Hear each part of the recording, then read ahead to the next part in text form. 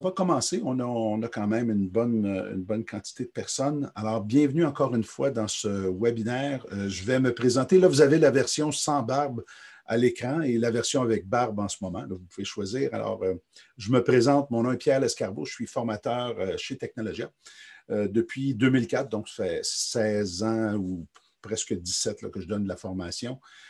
Je donne de la formation, comme ça vous dit, formateur en communication. En fait, je donne de la formation en capital humain, c'est-à-dire toutes les compétences relationnelles, communication, gestion de conflits, etc.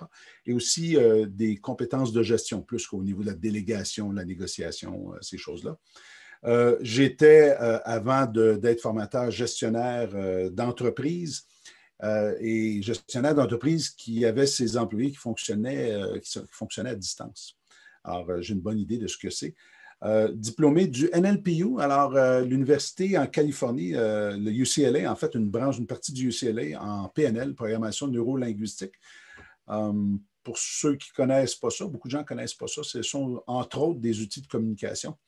Et maintenant, formateur à distance depuis le mois de mars l'année passée. Je dois vous avouer que j'adore travailler à distance. Alors, aujourd'hui, je vous propose, durant ce webinaire-là, de parler évidemment de conversations cruciales et premièrement de voir c'est quoi une conversation cruciale, qu'est-ce que ça veut dire, comment ça commence, hein? Qu'est-ce qui se passe quand on a une conversation qui est plus difficile. Aussi, quels sont les signes de dérapage? Qu'est-ce qu'on voit? Qu'est-ce qui se passe qui nous permet de dire, oh, là, ça devient crucial, la conversation va devenir difficile ou risque de devenir difficile. Quelques trucs sur comment dénouer l'impasse. Évidemment, je réserve quelques trucs plutôt simples pour le webinaire que vous allez pouvoir mettre en pratique tout de suite, puis peut-être que sans le savoir, vous le faites déjà. Alors moi, il y a ces trucs-là que bien avant de m'intéresser à la communication cruciale, aux conversations cruciales ou les communications difficiles, je mettais déjà en pratique. Et un petit truc sur comment s'exprimer justement quand les conversations sont cruciales. Alors, c'est quoi une conversation cruciale? Alors, je vais vous demander une question. Dites-moi, selon vous, c'est quoi les ingrédients qui ont besoin d'être présents? Il y en a 3. C'est quoi les ingrédients qui ont besoin d'être présents pour que la conversation devienne difficile? En partant, on pourrait dire qu'il y a 3 scénarios possibles. Il y a sujet délicat. Ah oui, j'aime bien ça, effectivement. Il y a 3 scénarios possibles. Il y a on se prépare pour une conversation sachant déjà qu'elle va être difficile. On a une conversation avec quelqu'un et oups, ça dérape. Ou encore, on a une conversation, en fait, on n'a même pas de conversation encore, on ne sait pas, mais ça a déjà dérapé. C'est-à-dire que dès qu'on entame la conversation a dérapé. Alors, j'ai réticence, décision importante à prendre, interruption fréquente, ne pas écouter, certainement une bonne façon d'avoir des conversations, émotion, divergence d'opinion, interlocuteur difficile. Alors, vous tournez alentour, relation difficile avec une ressource. En fait, ça serait des contextes dans lesquels on peut avoir des conflits de personnalité, ne pas avoir confiance. La langue peut être un problème. Les préjugés qu'on peut avoir, c'est monsieur ou madame Tremblay qui dit ça, effectivement. Une vision opposée des choses, différence générationnelle. Alors, il y a comme un mélange dans ce que je vois, de ceux que j'ai pu lire, là, parce que vous êtes beaucoup à répondre et merci de le faire. Il y a les contextes dans lesquels on va avoir une conversation difficile. Exemple, des différences générationnelles, une problématique avec un employé particulier. Et il y a des cas de redressement, effectivement. Et il y a des ingrédients. Il y en a 3, en fait. Premier ingrédient, différence culturelle, tout à fait, effectivement, ça aussi. Le premier, c'est des vues opposées. Certains d'entre vous l'avez mentionné. On a des vues qui sont soit réellement opposées, même après discussion, ils sont opposés, ou ils nous semblent être opposés parce qu'on n'écoute pas assez. Hein? Des fois, ça peut être ça aussi. Ça, c'est le premier ingrédient. Le deuxième ingrédient, des enjeux qui sont importants. Alors, avoir des vues opposées, sans d'enjeux importants, il y a moins de chances que ça devienne une conversation cruciale, une conversation difficile. Et le troisième ingrédient, c'est en fait les émotions fortes. Plusieurs d'entre vous l'avez mentionné d'ailleurs. ces trois ingrédients-là sont présents. Alors, on pourrait avoir des vues opposées. On pourrait avoir des enjeux importants, mais si les émotions ne sont pas fortes, il y a des risques qu'on puisse faire ça intelligemment. En fait, le problème, c'est quand les émotions montent, notre cerveau reptilien embarque, hein, la partie du cerveau qui est en arrière, là, qui voit la menace et qui évalue les menaces, bien, voit l'autre comme une menace. Et j'ai une de mes collègues qui enseigne l'intelligence émotionnelle qui dit toujours quand l'émotion monte, l'intelligence descend. Hein. On devient un peu moins intelligent quand l'émotion monte. Alors, l'idée, c'est être capable d'intervenir intelligemment avec notre intelligence sans avoir trop d'émotions pour qu'ils viennent brouiller les cartes finalement. Alors, ça, c'est les trois ingrédients. Et si je vous demandais, d'après vous, comment ça se passe une conversation cruciale? C'est quoi les étapes? Qu'est-ce qui se passe pour qu'une conversation devienne difficile, là? Quelqu'un nous parle et qu'est-ce qui se passe après? Est-ce qu'il y en a qui peuvent me le dire? Est-ce qu'il y en a qui sont capables de me l'écrire rapidement? D'après vous, qu'est-ce qui se passe quand une conversation devient difficile? C'est quoi le déclencheur, tiens, le manque d'écoute? On se sent attaqué. L'opinion qui est divergente, qui peut venir nous chercher, de l'appréhension, des reproches sont exprimés, un conflit, l'incompréhension. Alors, ça fait toute partie effectivement de ça. En fait, dans un livre que je lisais qui s'appelle Conversation cruciale, d'ailleurs, on disait que ce qui était important dans un groupe, c'était le bassin d'information. Ici, vous avez un dessin là, où vous voyez des individus qui sont en train de parler.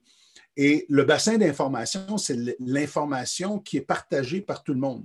Dans un cours sur la gestion de conflits, on parle de la fenêtre de Johari et c'est la zone publique finalement. La zone publique, c'est la zone où on a partagé toute cette information-là et elle est connue de tout le monde. Alors, ce que j'ai partagé de vous en début de webinaire, ça fait partie de la zone publique. Le problème, c'est que pour la plupart des gens, on a une conversation avec quelqu'un, on écoute ce que la personne nous dit, qui sont les faits. Hein? Ces faits à elle, en tout cas, les mots qui viennent de la personne, les paroles et les gestes qui viennent de la personne, le ton, l'intonation. Et tout de suite, on a une réaction. Alors, la plupart des gens, il y a un fait et la réaction se passe. En fait, il y a un livre qui a été écrit par Stephen Covey qui s'appelle Les 7 habitudes des gens efficaces. Peut-être que certains d'entre vous l'ont déjà lu. Et Covey dit entre le stimuli et notre réponse, hein, il y a comme une ligne entre les deux. Et la plupart des animaux, il y a le stimuli et il y a la réponse. Alors, paf, paf, on y va d'un à l'autre. Et c'est ce qu'on appelle l'instinct finalement. Hein, la réponse de combattre, fuir, ou figé aussi. Mais il disait que en fait, tiens, je vais vous le dessiner ici. Alors, vous avez le stimuli qui est ici, et vous avez la réponse de l'autre côté. Les animaux, c'est comme stimuli, réponse. Et ce qu'il disait, c'est les humains, on a un écart entre les deux. Oups, mes deux lignes viennent d'apparaître plus grosses, là. Il y a un écart entre les deux ici dans lequel on peut faire des choix. Et notre travail en tant qu'humain, ben, c'est d'ouvrir cet écart-là, d'agrandir cet écart-là entre ce qui se passe et la réponse, de façon à être capable de choisir notre réponse. La personne qui a le plus grand choix, c'est normalement celle qui est le mieux adaptée, qui s'adapte le mieux aux situations autour d'elle. Alors, vous avez stimuli et réponse. Alors, ici, vous avez le stimuli qui est le fait et la réaction qu'on a. Mais ce qui se passe, c'est que, en fait, la personne nous parle, on réagit, et après ça, cette réaction-là devient le fait pour l'autre personne. Il y a une réaction, et là, on tourne en 8 ans, on tourne dans une loupe, hein, dans une boucle sans fin, où oui, mais tu as dit ça, mais en réalité, il se passe d'autres choses entre le fait et la réaction. Premièrement, il y a l'histoire qu'on se compte. Alors, le petit au centre, l'intelligence émotionnelle, oui. En fait, il y a l'histoire qu'on se compte. Une de mes collègues disait le Spielberg, hein, qui est toujours en train de créer des scénarios à propos de ce que ça veut dire. On interprète ce que les gens nous disent. On ne prend pas les faits directement. On se conte une histoire, on l'interprète, l'autre personne fait la même chose, et dans un deuxième temps, ben, l'histoire, selon l'histoire qu'on se fait, il y a un sentiment qui vient. Et c'est ce sentiment-là qui amène la réaction. Et si on était juste capable de questionner cette histoire-là et se rendre compte des sentiments qu'on est en train de vivre, peut-être on serait capable de moduler, en fait, c'est sûrement, on serait capable de moduler notre réaction. Alors, ça, c'est comment ça se passe. Le fait, la réaction, quand en réalité, entre les deux, il y a une histoire qu'on se compte, il y a un sentiment, et là, on réagit. Alors, quels sont les signes de dérapage? Alors, imaginez, vous êtes en conversation avec une autre personne, tout se passe bien, et tout d'un coup, la conversation commence à déraper. Dites-moi, c'est quoi les signes de dérapage? Pensez aux dernières conversations qui ont été moins fructueuses, on en a tous. Le ton monte. Oui, le ton monte, la colère, la nervosité, moins d'écoute.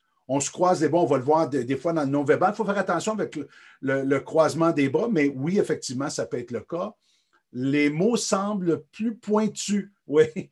Arrêt de la discussion, oui. Tentative de blâmer l'autre, tout le langage du corps, effectivement. Le silence s'installe. En fait, c'est une des grandes catégories. Les attaques personnelles, les réactions excessives. Alors, vous avez le bon topo. Hein? Alors, vous avez un message, là, dans tous ces messages-là qui passent, vous avez un message de Technologia. Si vous avez été trouble de connexion, lisez-le. Là, vous voyez, vous pouvez basculer sur YouTube au besoin et voir dans YouTube Live ce qui est en train de se passer. Alors, on vous donne le lien, là, si jamais la communication coupe de votre côté. Ça serait peut-être une façon d'aller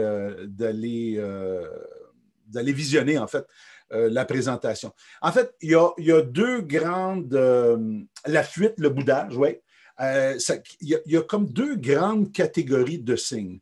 Le premier signe, c'est le silence. Alors, on pense que le silence, c'est juste arrêter de parler, mais ici, le silence, il y a toutes sortes de stratégies qu'on peut utiliser en arrière de ça, que les gens vont utiliser, qui deviennent des signes pour nous. Masquer, enrober, éviter et carrément se retirer. La fuite, là, que Marie-Annick disait, ça, c'est se retirer. Alors, masquer, c'est qu'on parle juste de certaines informations, on ne donne pas tout. Autrement dit, dans le bassin d'informations, dans le partage d'informations, on sélectionne juste quelques éléments et on masque les autres. On ne veut pas en parler trop. Enrober, ben vous connaissez ça, enrober, c'est mettre de l'enrobage autour de ce qu'on dit, pour finalement jamais dire l'essentiel. Noyer le poisson, on dit ça aussi. Éviter, éviter, ça ne veut pas dire nécessairement quitter. Éviter, ça peut être simplement changer la conversation, parler d'autres choses. Jouer du violon, hein, j'aime bien ça, Lynn, jouer du violon pour l'enrobage, oui, c'est ça, effectivement. Et bien, se retirer, vous comprenez que c'est excuse-moi, il faut que j'y aille absolument, je ne peux pas te parler, ou on évite les gens, on évite les rencontres, on évite de rencontrer ces gens-là. En fait, on évite les opportunités. Faire semblant qu'on est d'accord. Oui, c'est une autre façon de jouer le silence, là. Alors, ça peut être des indicateurs. Vous êtes en train de parler avec les gens, la conversation va, et là, vous voyez que tout d'un coup, on ne dit plus les vraies choses, il y a de l'enrobage, ou encore les gens sont silencieux. Ça peut être un signe, faire semblant qu'on est d'accord, effectivement. Et la deuxième catégorie, c'est la violence. Alors, la violence, ça ne veut pas dire Rambo, la gouache d'en face, le couteau dans la bouche, puis on saute sur l'autre personne, quoique à l'extrême, ça pourrait être ça, la violence. On vous donne des exemples ici. Couper la parole, c'est une forme de violence. On ne laisse pas la personne terminer, puis on coupe la parole de façon à déstabiliser ou passer notre point sans écouter l'autre personne. Un autre, ça serait amplifier. Amplifier certains aspects et d'oublier tout le reste. On sait bien, finalement, on a juste à faire 1 et 2, puis tout est réglé quand la personne vient nous expliquer 6 étapes pour faire le travail. Donc, c'est un arrêt de la participation à la discussion pour le silence. Oui, on ne participe pas, ou on participe, mais on ne dit pas les vraies affaires. Ça peut être aussi ça, Michel. Parler en absolu. Hein? Oublier le contexte, oublier tout et juste parler en absolu. Étiqueter. étiqueter, ça serait, exemple, il faudrait être, là j'exagère, là, mais il faudrait être néandertal vraiment pour croire une affaire de même. Ça, c'est l'étiqueter. Autrement dit, si tu crois ça, tu fais partie de cette gang-là. Hein? Il y a des façons de le dire plus douces que ça, plus subtiles, mais qui disent exactement la même affaire. Et finalement, l'attaque frontale, là, si tu dis telle affaire ou si tu fais telle chose, tu vas voir. Là, on est dans l'attaque frontale. Là. Le sarcasme va faire partie de ça, Chantal. Tout à fait. Oui, on sait bien, toi, hein? Ça ferait partie du sarcasme. Ce qui est intéressant pour vous autres, c'est que là, on le voit comme on voit ces deux catégories-là et on voit les signes de dérapage. Mais il faut le ramener à nous aussi. Alors, vous, quelles sont, et là, je ne vous demande pas de me l'écrire en passant, là, quelles sont les stratégies que vous utilisez quand vient le temps quand la conversation dérape de votre côté? Autrement dit, vous n'aimez pas ce qui se passe. C'est quoi les stratégies que vous utilisez? Alors, moi, je peux vous dire que si je ne fais pas attention, vraiment, là, si je ne fais pas attention, l'alcool, Lydie l'alcool, oui, couper la parole. Hein? Alors, il faut vraiment que je fasse attention pour pratiquer l'écoute active. Pourtant, je l'enseigne, mais encore des fois, il faut que je fasse se fermer, effectivement. Là, on ne parle plus. Ça, c'est plus dans la catégorie de silence. Alors, quelle est la stratégie que vous utilisez, vous, quand vient le temps de parler et que vous ne voulez pas finalement ouvrir la communication? Alors, c'est quoi les signes de dérapage que vous mettez en place? Alors, ça, c'est pour identifier les dérapages. Nommer le malaise, ça, Lynn, nommer le malaise, c'est exactement ce qu'il faut faire. Hein? Aller au fond des choses, le faire avec respect, mais dire les vraies affaires, comme on dit. Nommer le malaise. Je ne sais pas pour toi, moi, je me sens mal. J'ai un malaise par rapport à ce qui est en train de se passer. Ça se dit, et souvent, si c'est bien fait, c'est la clé qui va ouvrir la communication. Nommer l'éléphant dans la pièce, mettre à la place de l'autre, évidemment, l'empathie, ça en fait partie, et ça commence par être capable d'écouter complètement. Donner raison à l'autre et me taire. Alors ça serait une mauvaise stratégie à utiliser, mais effectivement, et ça fait partie des stratégies dans la catégorie des silences. Répéter le mot problème selon ces mots. Ouais, donc, parler du problème en ces mots, effectivement. Comment maintenant dénouer l'impasse qu'on peut, quand on a une conversation comme ça, comment on peut dénouer l'impasse? Bon, vous comprenez qu'on a quelques minutes, mais je voulais vous donner des stratégies sur deux plans. La première qui est l'autosurveillance, être capable de se voir aller.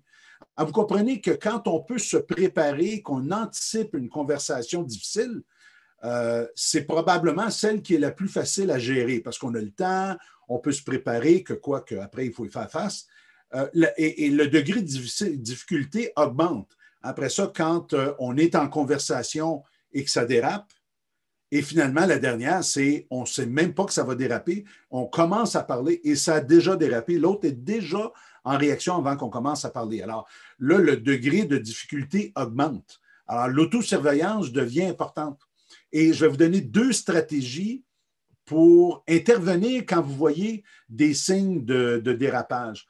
En télétravail, il n'y a même pas de non-verbal. Alors, ça, Marie-Hélène a ouvert une canne de verre en disant ça. Là. Écoutez, je vais passer le message puisque vous êtes un gros groupe. Là. On est rendu en 2021. Ne pas utiliser la caméra quand on fait des conférences, quand on fait des communications avec les gens, c'est rendu presque criminel. Je sais qu'il y a des gens que c'est une question de technologie, donc l'Internet, ou encore c'est une question qu'on a un ordinateur qui n'a pas de caméra, mais le plus rapidement possible, il va falloir qu'on utilise la caméra. Et je vais vous dire, moi, en tant que formateur, je trouve que c'est tout aussi facile de voir le non-verbal des gens. Évidemment, aujourd'hui, je ne vous vois pas, là, mais de voir le non-verbal des gens à l'écran que ça l'est dans une salle, même que des fois, c'est plus facile parce que je n'ai pas besoin d'avoir une vision périphérique. J'ai tout le monde devant moi. Je ne parle pas d'un groupe de 300, évidemment, mais je parle d'un groupe d'une quinzaine, une dizaine de personnes. Quand on fait des réunions, la plupart du temps, c'est avec quelques individus. Alors, de grâce, utiliser utilisez votre caméra. Le non-verbal est perceptible en téléphone, oui. Le non-verbal est le paraverbal, là, pas le langage du corps, mais on peut l'entendre dans l'intonation de la voix, effectivement. Au contraire, on voit le non-verbal par le haut du corps. Franchement, oui, effectivement. Moi, je trouve que ça a été une grande révélation pour moi, d'ailleurs. Je trouve que de donner de la formation ou être en communication visuelle par Zoom, par Teams, c'est absolument fantastique. Ça fonctionne très, très bien pour la plupart des gens. Alors, comment dénouer l'impasse? Premièrement, s'auto-surveiller.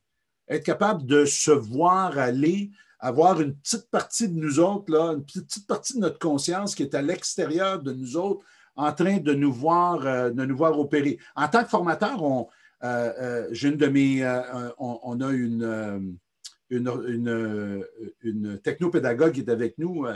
Et elle appelle ça de la métacognition, hein? Être capable de se voir aller quand on fait le travail. Comme formateur, on est obligé de faire ça. Alors, je suis avec vous en ce moment, je regarde la caméra, je me pose la question, est-ce que je regarde suffisamment la caméra? Je lis mon texte, je fais avancer, je lis, mais il y a une partie de moi qui est en arrière, toujours en train de me regarder aller, la plupart du temps.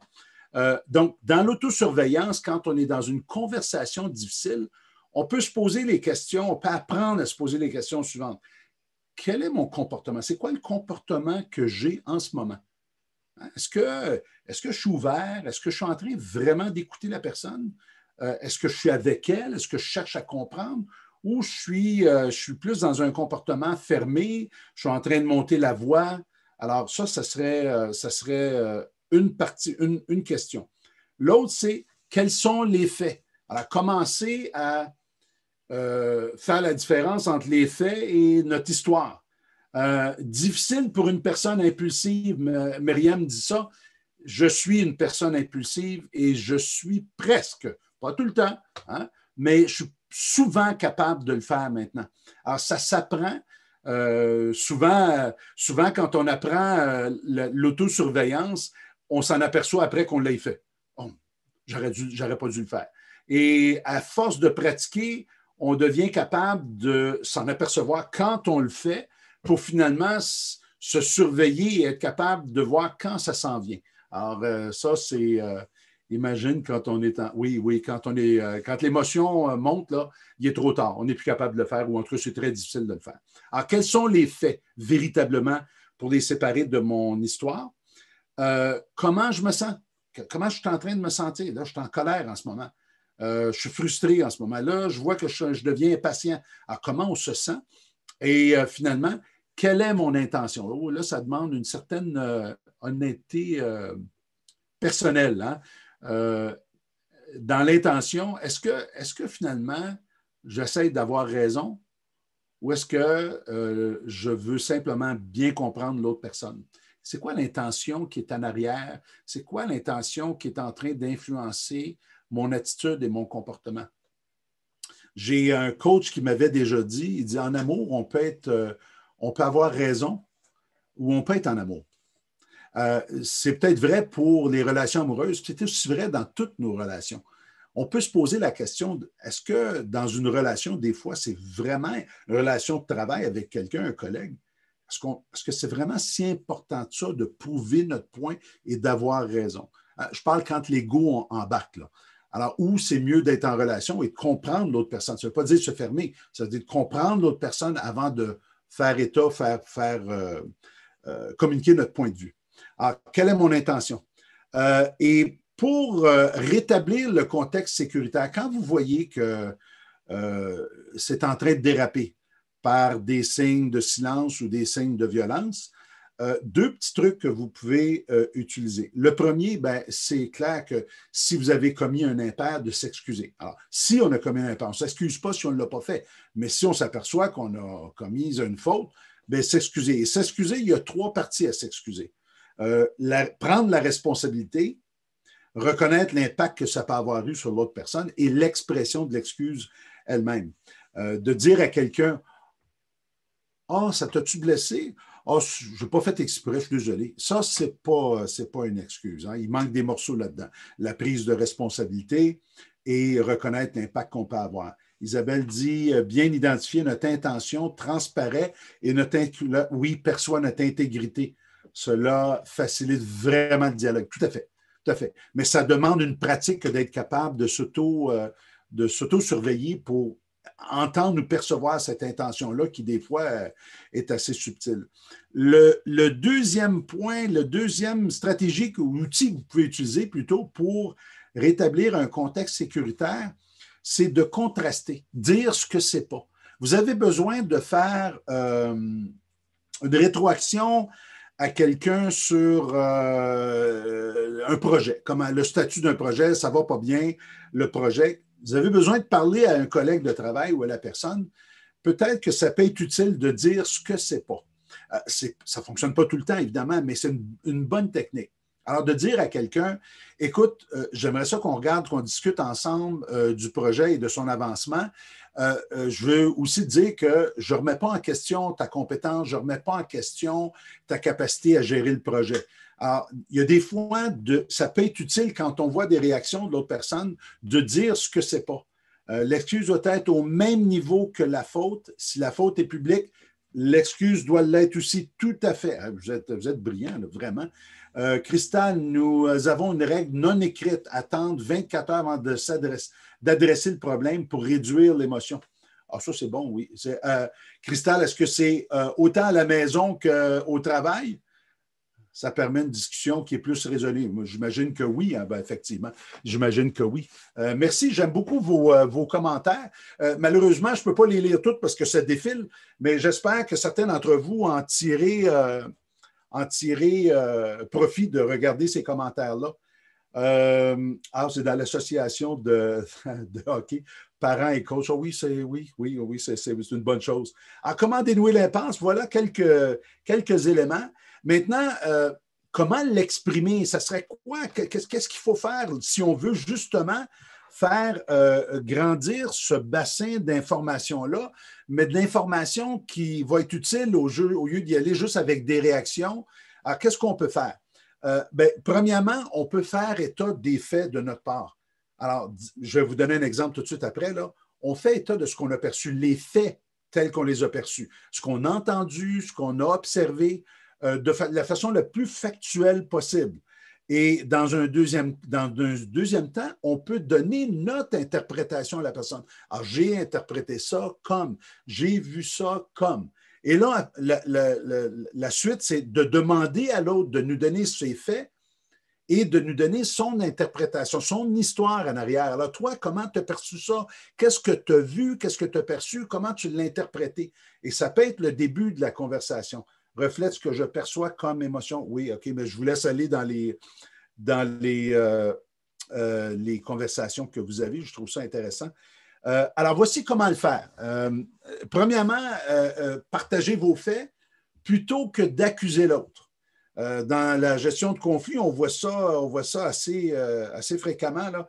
Alors, dire plutôt, un exemple, quand tu me demandes un statut de projet chaque jour, ça serait les faits. Quand tu me demandes, oui, le jeu est primordial. Oui, mais dans ce cas ici, on dit le tu là, pour débuter, parler des faits. Quand tu me demandes un statut de projet chaque jour, plutôt que de dire à la personne, quand tu contestes ma compétence. Vous voyez qu'il y en a un qui est plus factuel, qui est plus acceptable, tandis que l'autre, c'est une violence. Hein? C'est une interprétation qu'on projette sur l'autre personne. Alors, moi, je pense que ça veut dire que tu contestes ma compétence. Alors, j'en parle comme si c'était un fait. Alors là, on a un problème. Alors, parler des faits plutôt que d'accuser l'autre personne et faire part de violence. Et deuxièmement, partager notre histoire. Mais il y a un truc dans partager notre histoire. Dire je ne suis pas certain que c'est ton intention. Alors, on le dit un peu plus loin, y aller de façon tentative, y aller avec douceur. Je ne suis pas sûr que c'est ce que tu cherchais, communication. Principe de oui, Jonathan, en fait, vous avez remarqué que ça revient toujours à ça, hein, les 4 étapes de la communication non violente. Mais la deuxième, ça serait de dire partager notre histoire. Je ne suis pas certain que c'est ton intention, mais je commence à me demander si tu me fais confiance. Je me demande ça. Je n'ai pas dit que c'est ça qui se passait. De ta part, je n'ai pas dit que c'est ça que tu faisais. Voici comment je perçois ça. Alors, les faits, voici comment je perçois ça. Et après ça, on peut demander, on vous dit partagez ça avec humilité, hein, évidemment, parce qu'on peut se tromper. C'est notre interprétation des choses. Ça peut ne pas être ça du tout. Soyez confiants, par contre, et adoptez le bon ton. Alors, il y a des fois, il va de façon trop molle ou encore trop ferme. Je vais vous donner des exemples. C'est peut-être juste moi. Souvent, j'entends les gens, quand ils s'expriment, dire j'ai juste un petit commentaire, j'ai juste une petite chose. On dit petit comme diminutif. On devrait enlever ça de notre vocabulaire. J'ai un petit commentaire. Non, on a un commentaire à faire. Si on veut le faire, c'est qu'on le juge important, ce commentaire-là, sinon on ne le ferait pas. Alors, c'est peut-être juste moi, mais ça peut être mou un peu. De l'autre côté, tu remets tout en question. Alors là, c'est trop ferme, trop dur entre les deux. De toute façon, c'est peut-être pas la vérité, le fameux tout, là. Ah, peut-être que dans le milieu, ça serait, je commence à me demander si, un peu comme j'ai fait tantôt. Donc, allez-y pas trop mou, parce que ça n'a pas de substance. Allez-y pas trop dur, parce qu'à ce moment-là, ça peut être une attaque, ça peut être perçu comme une attaque, mais quelque part dans le milieu, assumer une intention positive. Merci, j'aime ça aussi. Alors, voilà pour comment s'exprimer. Et après ça, on demande à l'autre de faire la même chose. Hein? Donc, on les fait, notre interprétation, et on peut demander à l'autre, est-ce que c'est le cas? Est-ce que c'est ce qui s'est passé? Est-ce que c'est le cas? Est-ce que c'est ce qui est passé? Ou toi, comment tu as vu ça? Évidemment, ça dépend de la conversation, ça dépend du contexte. C'est toujours difficile de donner des exemples sans contexte étoffé parce qu'on peut le voir de différentes façons. Alors, voilà pour ça. Écoutez, je vais répondre à vos questions. S'il y en a qui ont des questions dans le QR, là, les questions-réponses, vous pouvez les indiquer. Je vais rester avec vous le temps de passer à travers ces questions-là. Sachez qu'il y a une formation qui est sur le point d'être publiée chez Technologia qui s'appelle Conversations difficiles, les mener en toute confiance. Je voudrais vous demander, il y en a qui disaient pas facile nécessairement à faire. J'aimerais ça savoir, est-ce qu'il y en a qui pensent que comment dirais-je, de 0 à 5, tiens, de 1 à 5, 1 étant c'est très facile, 5 étant très difficile, là, où vous placez ça en termes de difficulté d'intégration de tout ce qu'on vient de voir là? On en a vu juste un petit peu, là, mais 3, la moyenne, 3, 5, oui. Ça dépend de nous, mais effectivement, j'ai 1, OK, ça dépend. Il y a des gens qui sont déjà très bons là-dedans. Fait que pour eux, c'est relativement facile. Ben, je vois beaucoup de 3, 4. Je vois des 2, tiens. C'est à force de pratique qu'on devient meilleur. Tout à fait. Ça, c'est Serge qui vient de dire ça. Écoutez, cette formation-là va être donnée on a décidé justement de la donner en petits modules de 3 heures qui sont séparés, qui sont à intervalles à tous les 2 à 3 semaines. Et il y a 6 modules comme ça. Alors, ça dure pendant entre 10 et 15 semaines, quelque part, là, pour que les gens puissent pratiquer entre les deux, parce que ce genre de compétences-là, vous comprenez là, qu'on parle, quelque part, on parle de trucs d'intelligence émotionnelle, de communication quand c'est difficile, de contrôle de soi, d'utiliser des techniques. Alors, on laisse beaucoup de temps entre les sessions pour que les gens puissent pratiquer puis recevoir des coachings aussi entre chaque session. Alors, voilà, ça dépend de nous, oui, effectivement. Je vais passer aux questions et donner les réponses autant que possible, là. Alors, j'ouvre les questions-réponses. Alors, s'il y en a qui ont des questions, il faut transférer sur le côté du QR là, de la boîte de questions-réponses. Alors, vous mentionnez 2, 3 livres en référence. En fait, un livre qui, pour moi, est un livre qui a... c'est une hyperbole là, quand on dit ça, mais qui a changé ma vie, en tout cas une partie qui m'a donné des outils, ça a été Stephen Covey. Je vais la mettre, tiens, je vais vous l'écrire parce que c'est plus facile comme ça, là.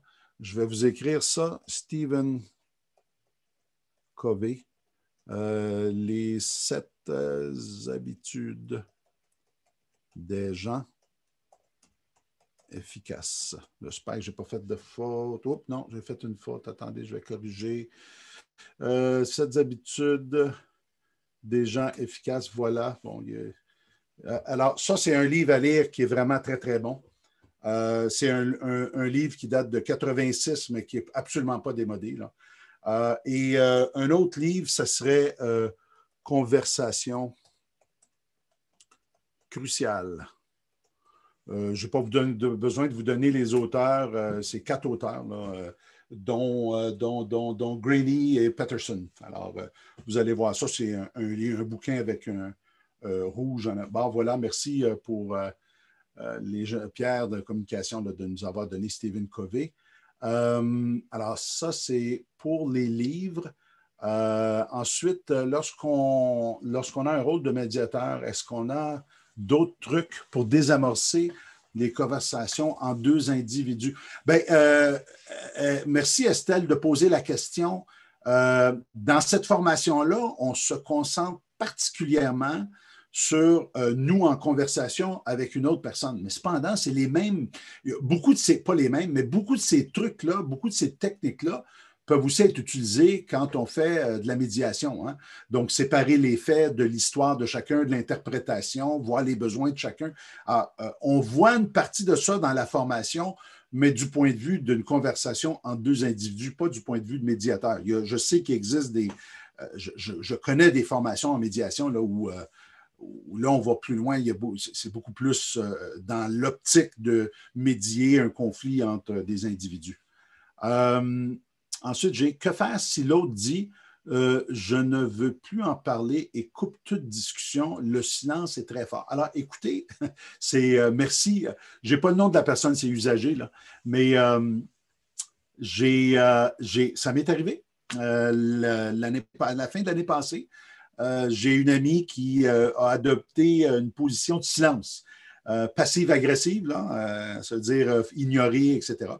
Et j'ai fait tout ce que je pouvais pour dénouer l'impasse, tous les trucs que je connaissais, et la personne, elle n'était pas ouverte à le faire. Alors, j'ai dit, bon, OK, on va se reparler. Dès que tu es prêt, je suis disponible, je suis là pour en parler. Et elle n'est pas revenue. Alors, ça peut arriver aussi, hein? On peut influencer les gens, mais on ne peut pas les manipuler avec ça. Chaque personne est libre arbitre, décide par elle-même. Avez-vous des trucs en télétravail pour appliquer ces pratiques? J'essaie de voir qu'est-ce que vous voulez dire par rapport à ça. Bien, la première chose en télétravail, c'est si on a une conversation qui pourrait être difficile, ça ne se fait pas par courriel, ça ne se fait pas par texto. Le seul bon moyen de le faire, c'est face à face ou en vidéo, que face à face finalement, là, mais par l'électronique. Alors, ça, c'est la première chose. Et à partir de là, on peut appliquer en fait les mêmes techniques. Les mêmes techniques en télétravail. Vous savez, en télétravail, on donne beaucoup. Ah, merci, Diane a mis le livre de conversation cruciale dans la boîte de conversation. On met beaucoup de choses sur le télétravail, puis le télétravail a juste fait ressortir des dysfonctions qui existaient déjà auparavant. Le manque de bonnes pratiques de communication qui existaient déjà, mais qui étaient comme un peu compensé par la proximité, bien là, ils ressortent quand on est en télétravail. Mais le télétravail, on en met le dos large des fois sur le télétravail. Humblement, je suis habituel, très bonne pour communiquer. Toutefois, parfois, mes hormones prennent le dessus. Cristal, comme tout le monde. Que ce soit nos hormones, que ce soit simplement on est impatient, on est fatigué, on est nerveux.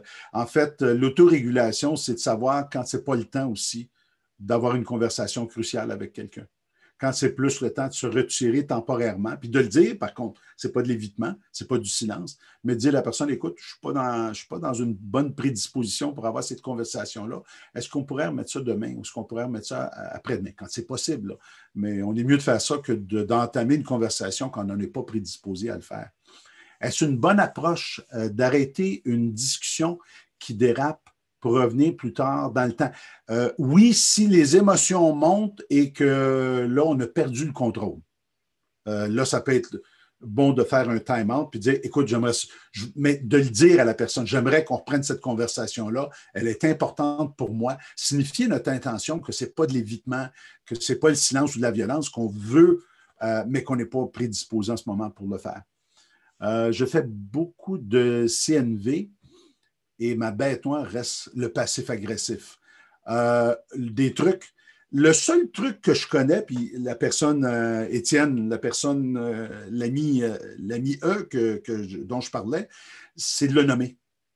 De nommer, comme on le fait en CNV, là, de nommer les faits, nommer ce que ça nous fait, nommer le besoin qui est en arrière de ça et de faire une demande. C'est ce que j'ai fait et la personne n'était pas prête à discuter. Alors, bon, ça a arrêté là.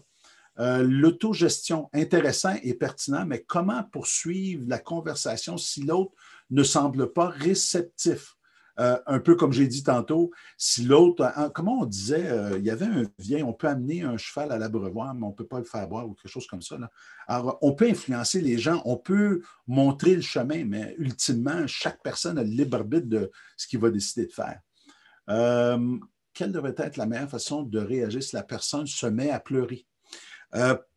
C'est drôle que vous me parliez de ça. Ça m'est déjà arrivé, même dans une formation que je donnais pour des raisons qui n'ont pas affaire à moi, mais une personne s'est mise à pleurer.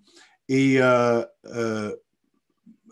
n'ayant pas le contexte, je vais vous dire ce que moi j'ai fait dans ce cas-là, c'est de dire à la personne qu'est-ce qui se passe, de comprendre. Elle a pu m'exprimer un petit peu. Et après, de lui dire, est-ce que tu as besoin d'un peu de temps pour prendre soin de toi? Pas moi prendre soin d'elle, là. Est-ce que tu as besoin de temps ou est-ce qu'il y a quelque chose que je peux faire pour t'aider? Ça, on peut le faire. Mais pleurer, ça peut être tout à fait normal aussi. Ben, c'est normal, pleurer. Hein? Et c'est une réponse comme une autre. Pour moi, pleurer, en fait, c'est nous qu'il faut qu'apprenons à bien se gérer quand on voit quelqu'un qui pleure. Hein? Comment ne pas perdre mes moyens? La personne qui a dit ça, là, la meilleure façon de ne pas perdre ses moyens, c'est justement de pratiquer l'autosurveillance.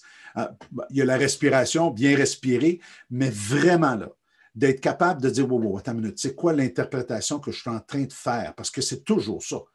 C'est jamais ce que la personne dit qui vient, exemple, nous insulter.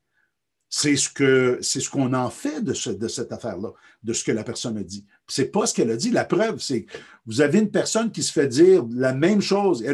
Deux personnes se font dire exactement la même chose dans le même ton. Il y en a une qui est insultée et l'autre ne l'est pas. Alors, ça ne peut pas être ce qui a été dit. C'est plus la réaction de la personne et comment on l'interprète. En travail d'équipe, quand on est témoin de conversations difficiles entre équipiers, est-ce qu'on a intérêt à intervenir?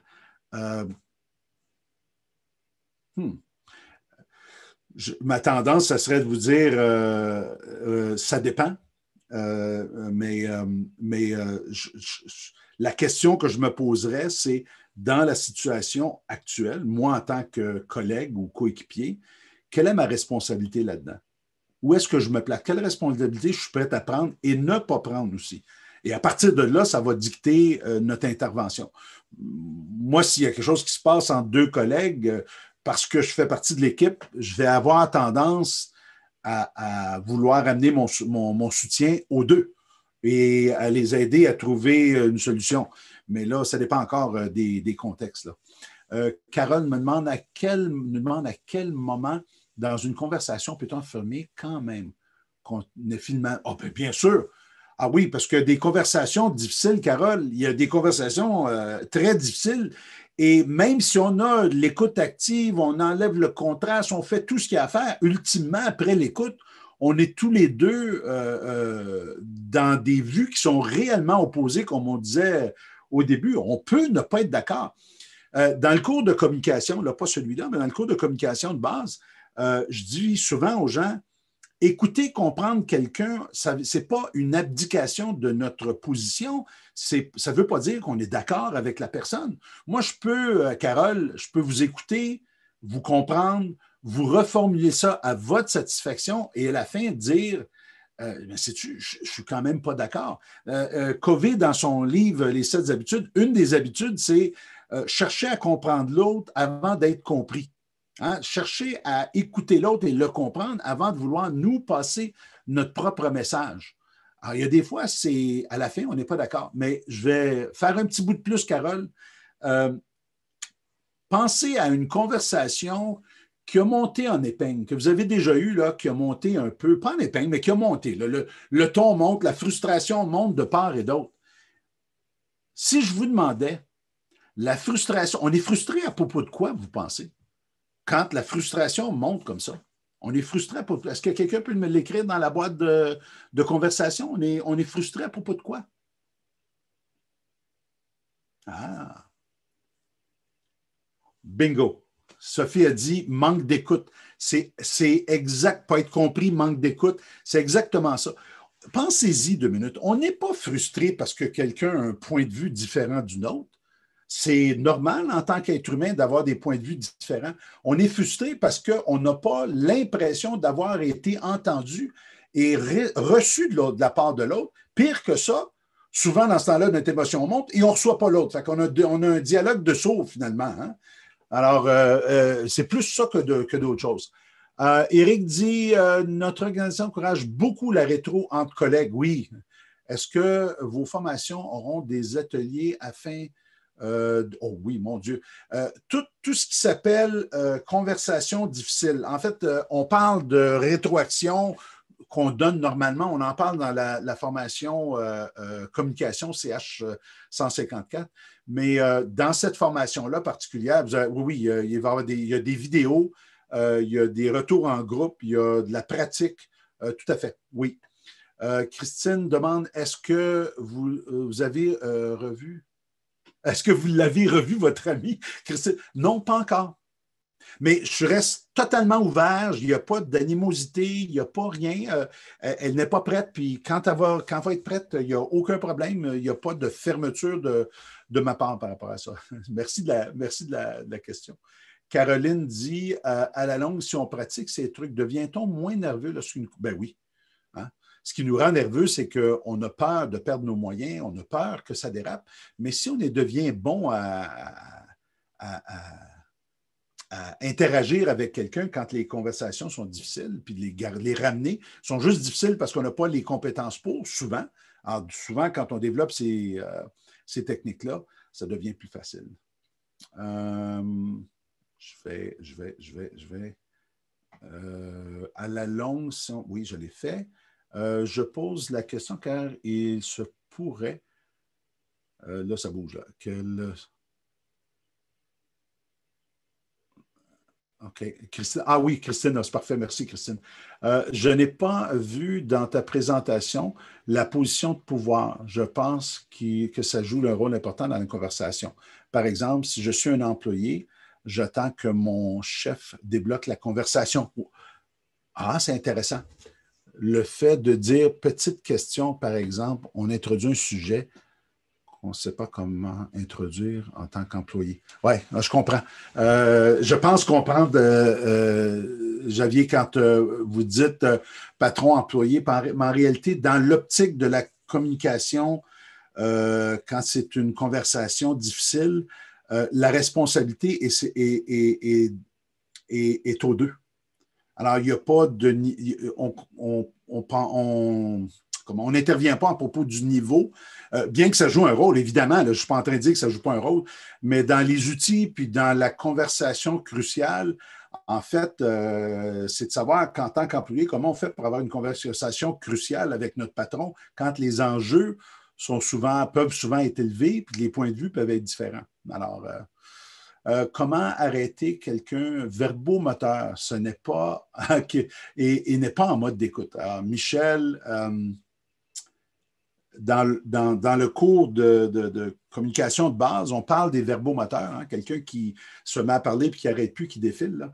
Et ce que je peux vous dire par rapport à ça, c'est qu'un des problèmes, quand on pose une question à quelqu'un qui est verbomoteur, c'est qu'on ne met pas les règles d'engagement claires.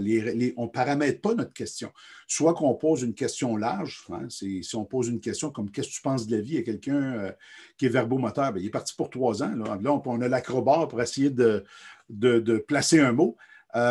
Mais aussi de dire à la personne, exemple, si je parle à quelqu'un que je sais qui parle beaucoup, qui est volubile, je peux dire, écoute, en 15 secondes, peux-tu me dire ce que tu as pensé de la réunion? Dans une réunion, d'ailleurs, je vais souvent dire aux gens en 2 mots, quelque chose qui a bien été, quelque chose qui a moins bien été, en 2 mots, pouvez-vous, à un tour de rôle, me donner votre appréciation? Alors, vous venez de paramétrer les choses, vous venez d'encadrer la réponse que vous voulez. Alors, si la personne parle, c'est parce qu'elle est d'accord avec les directives que vous avez données, sinon, elle va vous le dire. Je ne peux pas dire ça en 15 secondes, ça va me prendre au moins 2 minutes de te le dire, c'est impossible pour moi. Alors, ça permet d'intervenir après ça. Julie, je crois que vous l'avez dit en début de formation, est-ce qu'on aura accès à la présentation? Oui, oui, Julie. Si vous regardez dans la boîte, vous allez avoir un courriel pour un lien YouTube, puis pour un PDF aussi. Comment réagir à l'arrogance? Qu'est-ce que je trouve? C'est ce que je trouve. Ouais. Là, on parle, Lynn, de points sensibles. On a tout le monde, on a des points sensibles. Si vous avez des enfants, c'est sûr que vos enfants connaissent très, très bien d'ailleurs. Là.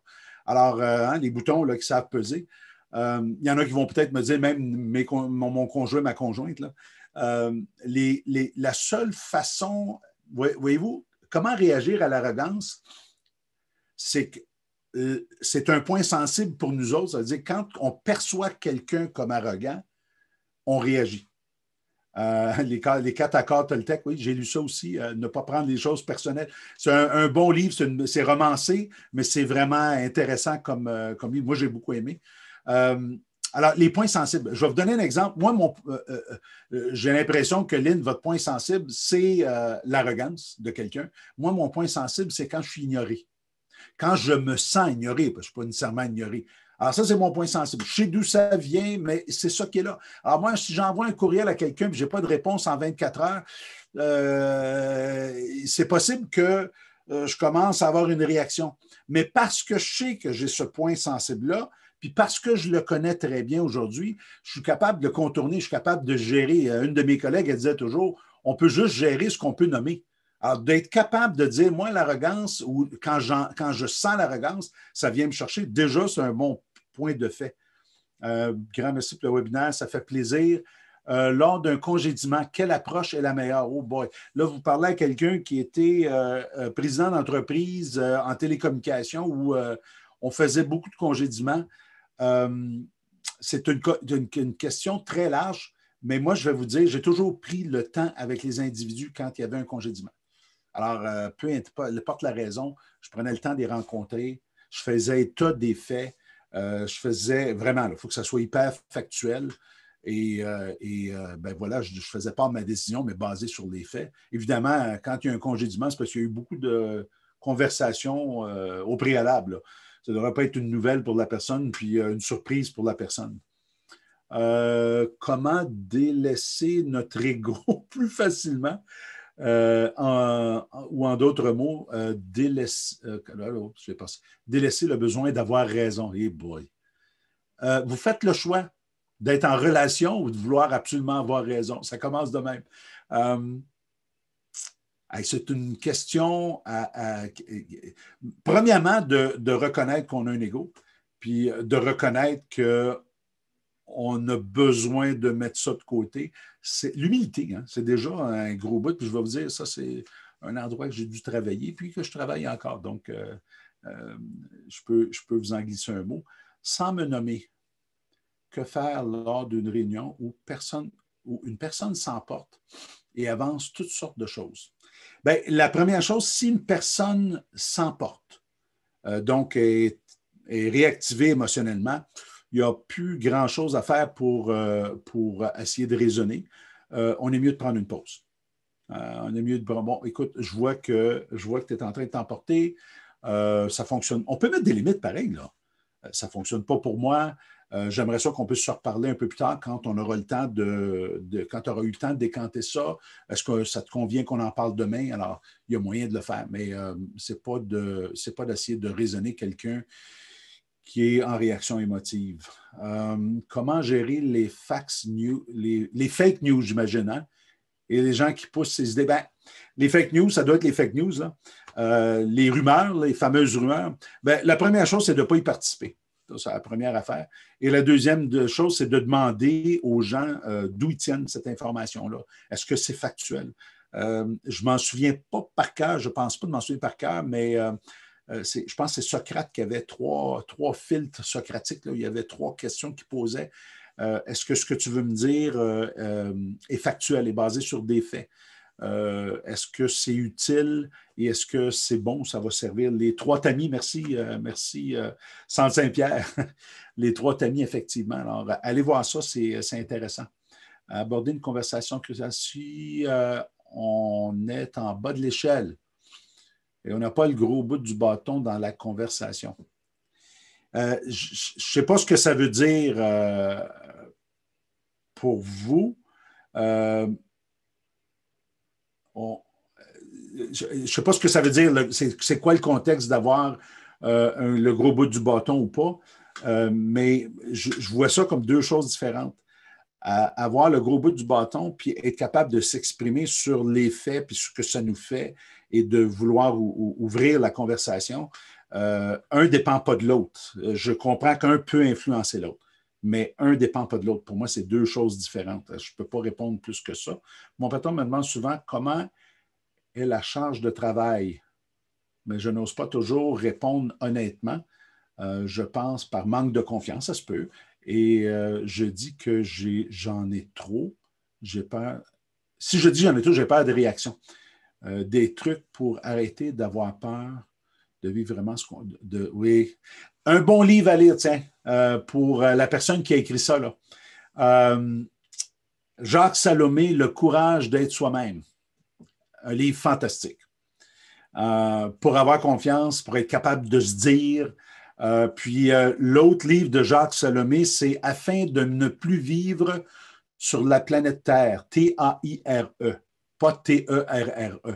Et là, pour les gens qui sont plus cartésiens, là, c'est un bon livre parce qu'il explique 2 modèles de conversation. SAP, qui vient prendre notre énergie, et l'autre qui est Esper, si je me souviens bien, qui est un modèle de communication pas basé sur la communication non violente, mais évidemment, il y a des liens à un moment donné. Là.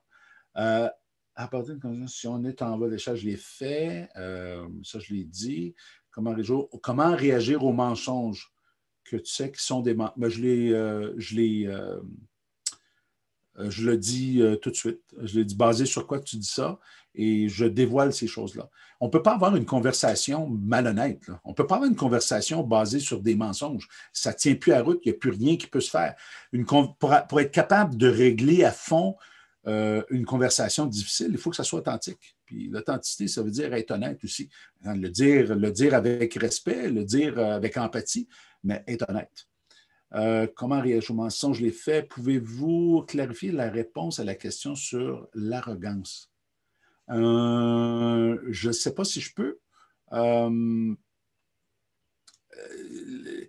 Quand on dit qu'est-ce qu'on fait quand quelqu'un est arrogant, premièrement, quand on dit quelqu'un est arrogant, c'est notre interprétation de ce qui est en train de se passer. Vous comprenez que pour moi, de vous dire quoi faire sur votre interprétation, puis je ne dis pas que vous n'avez pas raison, mais de vous dire quoi faire sur l'interprétation que vous avez d'une situation, c'est difficile.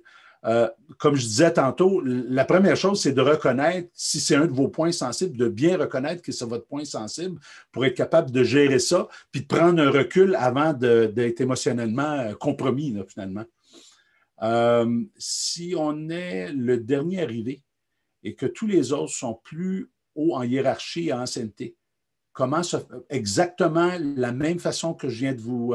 en fait, c'est intéressant parce que vous posez des questions, puis c'est comme si vous faites un lien direct. Je ne dis pas qu'il n'y en a pas un indirect, mais direct entre la hiérarchie, l'ancienneté et notre capacité d'exprimer les faits, l'histoire, la façon qu'on l'interprète et d'avoir une conversation ouverte. Et pour moi, c'est comme, oui, un influence l'autre, mais c'est deux choses différentes. Alors, je ne peux pas répondre plus que ça, malheureusement. Lorsque je souligne un problème à ma gestionnaire, je m'assure toujours de proposer une solution. Oui, oui, oui, tout à fait. Ça ouvre la discussion en mode actif, bien sûr. Nos patrons, là, pour l'avoir été assez longtemps, nos patrons sont habitués de nous voir arriver avec des problèmes. Pour faire changement, c'est intéressant quand on peut amener aussi la solution. Premièrement, ça nous met en mode actif ou en mode proactif plutôt qu'en mode victime puis de demander à notre patron d'agir comme sauveur, finalement, puis prendre la responsabilité. Lorsque je suis un problème, parfait, il faut vraiment regarder la caméra. Sinon, c'est comme si je ne suis pas réceptive. Marie-Hélène, je ne sais pas si vous me dites ça à moi. J'essaye autant que possible de le faire, mais il y a des... Effectivement, quand on est devant la caméra, hein, même si je vois les gens plus bas, puis je pourrais regarder comme ça, mais en réalité, il faut que je regarde la caméra pour que vous ayez l'impression que je vous regarde. Ouais, ça, c'est... J'ai encore à m'améliorer. Je ne pense pas que c'est par rapport à moi, mais j'ai encore à m'améliorer là-dessus. Il existe la perception de l'arrogance n'est pas une manifestation. N'est pas une d'un manque. Oui, ça pourrait être ça aussi. Ça pourrait être un manque de confiance en nous, mais ça pourrait être toutes sortes de choses. Hein. Alors, est-ce qu'il existe un gabarit de plans que nous pourrions utiliser lors de nos rencontres par rapport à les conversations difficiles? Ben, il y en a.